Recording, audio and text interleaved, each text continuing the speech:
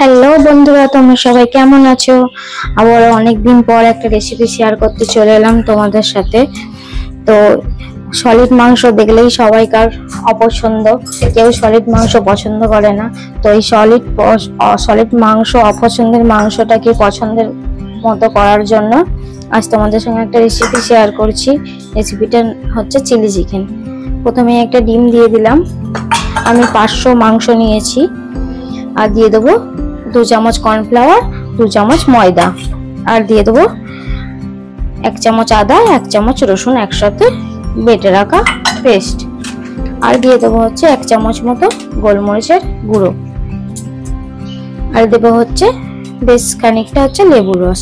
তোমরা এখানে লেবুর রসের পরিবর্তে ভিনিগারও ব্যবহার করতে পারো। তো আমার কাছে যেহেতু ভিনিগার নেই, লেবু আছে, সেই জন্য লেবুর রসটাই ব্যবহার করছি।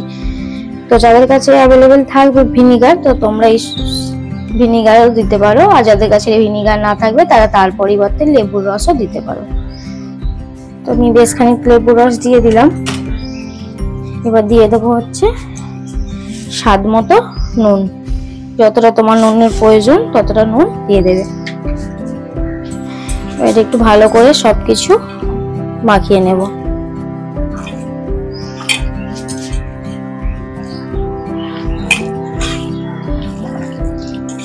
কর্নফ্লাওয়ার ময়দাটা তোমরা একটু বুঝে শুনে দেবে, খুব বেশি দেবে না, কারণ খুব বেশি মোটা কোটিং হলে মাংসটা খেতে ভালো লাগবে না। একটু পাতলা কোটিং করারই চেষ্টা করবে, তাহলে কি হবে, মাংসটা খেতে ভালো হবে। তো তোমরা তো চিলি চিকেন সবাই আশা করছি সকলেই বানাতে পারো। তো আমি একটু অন্যরকম ভাবে বানাচ্ছি এবং পুরোটাই রেস্টুরেন্টের মতোই লাগবে খেতে।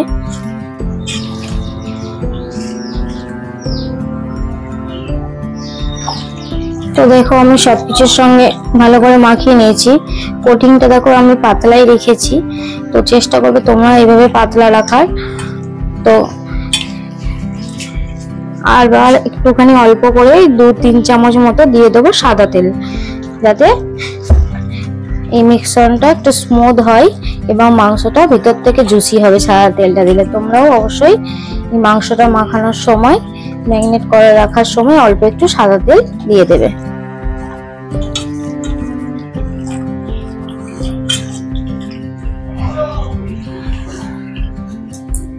তো ম্যারিনেট করে রেখে দেবো বেশ 15-20 মিনিট মতো। তো এবার আমি চিলি চিকেনের সসটা মিক্স করে রেখে দেবো। তো টমেটো সসটা আমি একটু বেশিই দিলাম, ওই ধরো 1/2 কাপ মতো দিয়েছি 500 মাংসই।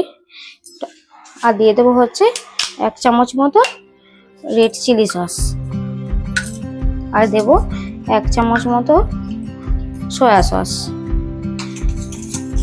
তো এটাকে এবার ভালো করে একটু জল দিয়ে আমি মিক্স করে নেব।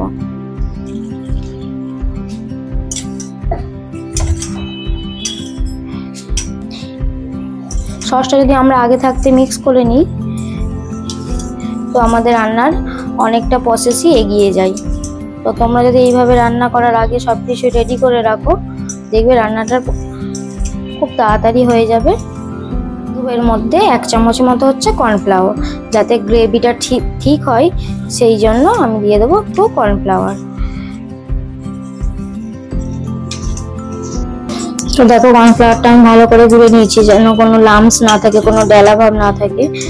এই সময় তোমরা যদি সসের সাথে কর্নফ্লাওয়ারটা গুলিয়ে রাখো, তাহলে কোনো ডেলা ভাব থাকবে না, খুবই ভালো হবে।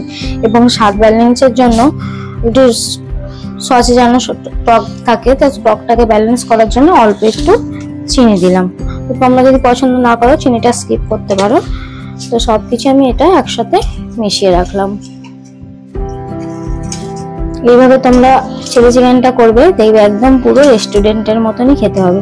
তো এরপরে তোমাদের একটা ভাজা মশলা বানিয়ে দেখাবো, সেটা তোমরা অবশ্যই চিলি চিকেনে দেবে, তাহলে দেখবে একদম পুরো রেস্টুরেন্টের মতোই হয়েছে খেতে।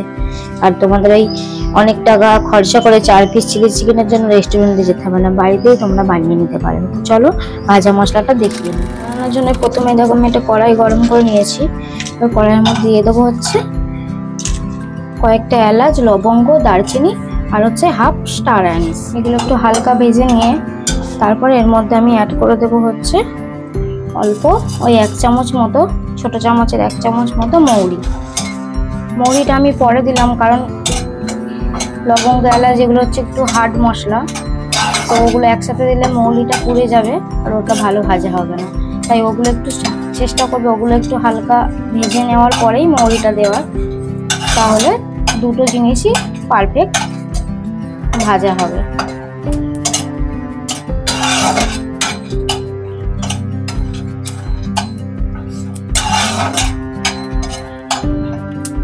তো আমি গ্যাসটা বন্ধ করে দিলাম, আমার এটা ভাজা হয়ে গেছে।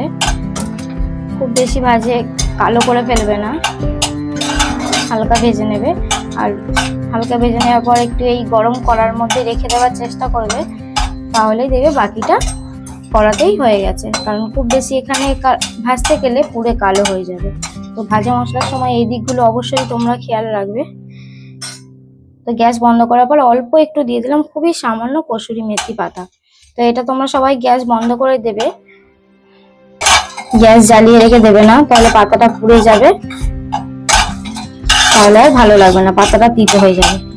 মাংসটা আমি ম্যারিনেট করে রেখে দিয়েছিলাম প্রায় আধা ঘন্টা মতো। তো আমি কড়াই বসিয়ে কড়াইয়ে তেলটাও গরম করে নিয়েছি। এবার এক এক করে চামচের সাহায্যে ম্যারিনেট করা মাংসগুলো আমি ফ্রাই করে নেব। তো ম্যারিনেট করার পরে তোমরা মাংসটা ফ্রাই করার আগে একবার দেখে নেবে মাংসটা যত একটু জল বেরোয়, তো কোটিংটা যদি তখন তোমাদের পাতলা মনে হয় তো তোমরা আর একটু কর্নফ্লাওয়ার মিক্স করে ওটাকে একটু ঘন করে নেবে। তোমরা খুব বেশি কোটিং করবে না, হালকা কোটিং করে নেবে। যদি তোমাদের সেটা অনেক জল ছাড়ে মাংসটাকে, তাহলে যদি জল না ছাড়ে বেশি তাহলে করার দরকার নেই। আর আমি এটা আমার একটু হালকা জল ছেড়েছিল বলে আমি হালকা কর্নফ্লাওয়ার দিয়ে কোটিং করে নিয়েছি আর একবার, আর দিয়েছি কাশ্মীরি লাল লঙ্কার গুঁড়ো দিয়ে ভালো করে একবার মিক্স করে তারপরে আমি চিকেনটা ফ্রাই করছি।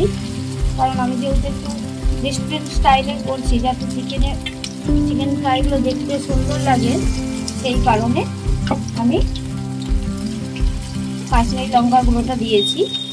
আদার্স কোনো স্বাদের জন্য দিইনি, তোমাদের কাছে যদি না থাকে তোমরা দেবে না, স্কিপ করবে, তাতে কোনো অসুবিধা নেই।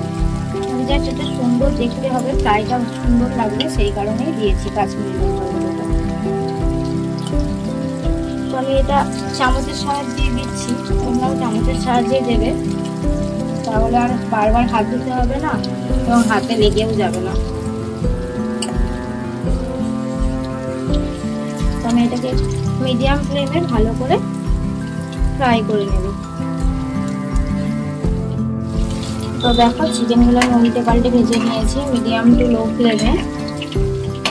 একদম হাই ফ্লেমে কেউ ভাজবে না, তাহলে চিকেনটা ওপর থেকে ভাজা হবে, ভিতর থেকে ভাজা হবে না, ভিতরটা কাঁচা থেকে যাবে। দেখো একদম কাঁচাও নেই, আবার যে খুব বেশি ভেজেছিলাও না, এরকম কালার হবে বলে তোমরা চিকেনগুলো কড়াই থেকে তুলে নেবে। তো দেখো কাশ্মীরি লঙ্কা গুঁড়োটা দেওয়ার জন্য চিকেন ভাজাটা কত সুন্দর কালার এসছে, দেখেছো, একদম পুরো রেস্টুরেন্টের মতো। তো এভাবেই তোমরা সমস্ত চিকেনটা ফ্রাই করে নেবে। সব চিকেনগুলো ফ্রাই করা হয়ে গেছে, তেল আমার অনেকটাই ছিল, আমি তেলটা কমিয়ে নিয়েছি, দিয়ে আমার যেটুকুনি তেল লাগবে সেটুকুনি চিকেন ভাজার তেলটাই নিয়ে নিয়েছি। এবার ওই তেলের মধ্যে দিয়ে দেবো বেশ খানিকটা আদা রসুন কুচি।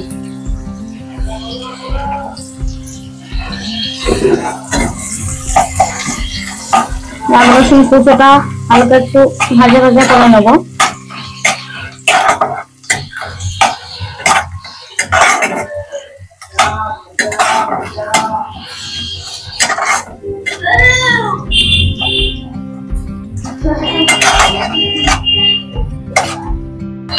দেখো আদা রসুনটা ভাজা ভাজা হয়ে গেছে। এবার এর মধ্যে আমি দিয়ে দেবো এটা রাখা ক্যাপসিকাম, পেঁয়াজ আর হচ্ছে কাঁচা লঙ্কা।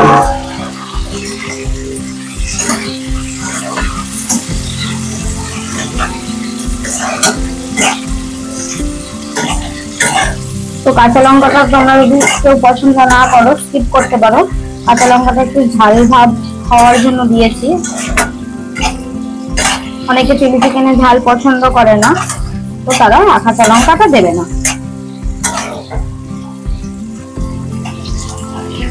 এবার এগুলো হালকা একটু ভাজা ভাজা করে নেবো। সবজিটা খুব বেশি ভাজবো না, খুব বেশি ভাজলে সবজির ক্রাঞ্চি ভাবটা চলে যাবে, যাতে ক্রাঞ্চি ভাবটা না যায় আবার ভাজাও হয়, সেই রকম অনুযায়ী আমি একটু হালকা ভাজা করে নেবো। আর দিয়ে দেবো খুব সামান্য নুন। তো নুনটা তোমরা একটু বুঝেই দেবে, যেহেতু সসে আমি নুন দিইনি, কারণ সসে অলরেডি নুন থাকে। তোমরা সসের মিক্সটাতে কোনো সময়ই নুন দেবে না। আর এই সবজিটা আমি হালকা নুন দিলাম, আর মাংসর ম্যাগনেটটা নুন দেওয়াই ছিল, সেই কারণে নুনটা তোমরা সব সময় একটু বুঝে শুনে দেবে।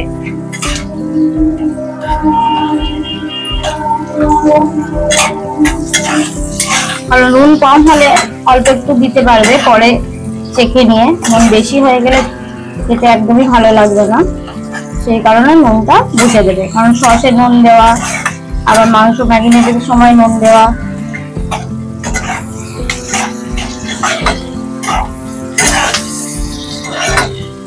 তো দেখো সবজিটা আমার হালকা ভাজা হয়ে গেছে, আর আমি ভাজবো না। এবার যে সসের মিক্সটা করেছিলাম সেটা একটু নাড়িয়ে নিয়ে আবারও মিক্স করে আমি এর মধ্যে দিয়ে দেবো। অবশ্যই তোমরা সসের মিক্সচারটা নাড়িয়েই দেবে, কারণ তলায় তো সব বসে যায়, তো ঘাঁটিয়ে দিলে। তো তোমরা যদি এই সময় একটু জল অ্যাড করতে দাও, যদি মনে করো গ্রেভিটা একটু বেশি রাখবে, তো এই সময় একটু জল অ্যাড করে দিতে পারো। তো দেখো গ্রেভিটা আমার ফুটে গেছে, এবার আমি একে একে ভেজে রাখা চিকেন গুলো দিয়ে দেবো।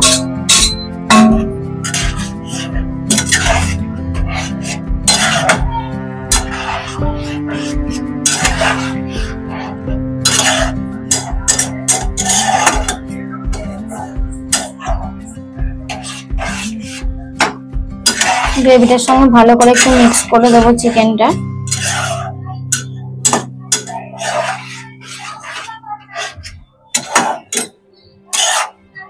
তো তোমাদের যদি মনে হয় গ্রেভিটা খুবই পাতলা লাগছে, একটু ঠিক ঠিক করবে বা একটু মোটা ভাব করবে, তাহলে এই সময় আরো একটু কর্নফ্লাওয়ার, 1 চামচ মতো কর্নফ্লাওয়ার জলে গুলিয়ে তোমরা এই সময় অ্যাড করে দিতে পারো। তো খুব বেশি ঠিক করবে না, খুব বেশি ঠিক করলে খেতে বেশ ভালো লাগে না। তো চেষ্টা করবে একদম পাতলাও নয়, আবার একদম ঠিকও নয়। দেখো আমার যেমন আছে হালকা পাতলা, আবার খুব বেশি পাতলাও নয়, আর খুব বেশি ঠিকও নয়, এরকমই রাখার চেষ্টা করবে গ্রেভিটা, তাহলে খুবই সুন্দর হবে। এবার আমি যে ভেজে রাখা মশলাটা বানিয়েছিলাম সেটা এর মধ্যে অ্যাড করে দেবো। আমার চিলি চিকেন অলরেডি কমপ্লিট। এবার আমি গ্যাসটা অফ করে কিছুক্ষণের জন্য ঢাকা দিয়ে এটাকে রেখে দেবো স্ট্যান্ডিং টাইম। তো মনে গ্যাস থেকে নামিয়ে ঢাকা দিয়ে গেছিলাম, দেখো কালারটা দেখো কত সুন্দর হয়েছে। এবং তোমার আমি সার্ভ করেও দেখাই জিনিসটা কত ভালো হয়েছে।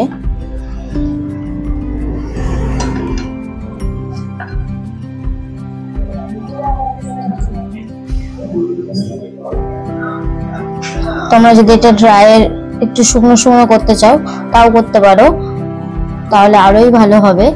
তো আমি যেহেতু একটু গ্রেভি রেখেছি, দেখো কতটা সুন্দর হয়েছে, দেখো একদম। এটা ঠান্ডা হলে আরো একটু ঠিক হয়ে যাবে, যেহেতু এখন গরম আছে।